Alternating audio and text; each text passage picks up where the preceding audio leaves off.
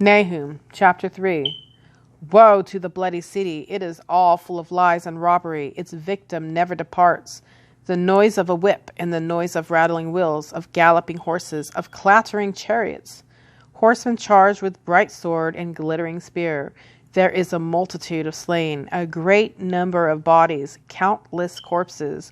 They stumble over the corpses because of the multitude of harlotries, of the seductive harlot, the mistress of sorceries, who sells nations through her harlotries and families through her sorceries. Behold, I am against you, says the Lord of hosts. I will lift your skirts over your face.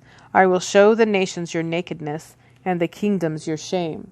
I will cast abominable filth upon you, make you vile, and make you a spectacle. It shall come to pass that all who look upon you will flee from you and say, Nineveh is laid waste. Who will bemoan her? Where shall I seek comforters for you?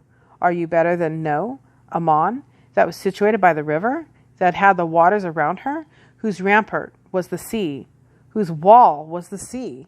Ethiopia and Egypt were her strength, and it was boundless. Put and Lubim were your helpers, yet she was carried away. She went into captivity. Her young children also were dashed to pieces at the head of every street. They cast lots for her honorable men, and all her great men were bound in chains. You also will be drunk. You will be hidden. You also will seek refuge from the enemy. All your strongholds are fig trees with ripened figs. If they are shaken, they fall into the mouth of the eater. Surely your people in your midst are women. The gates of your land are wide open for your enemies. Fire shall devour the bars of your gates. Draw your water for the siege. Fortify your strongholds. Go into the clay and tread the mortar. Make strong the brick kiln. There the fire will devour you. The sword will cut you off.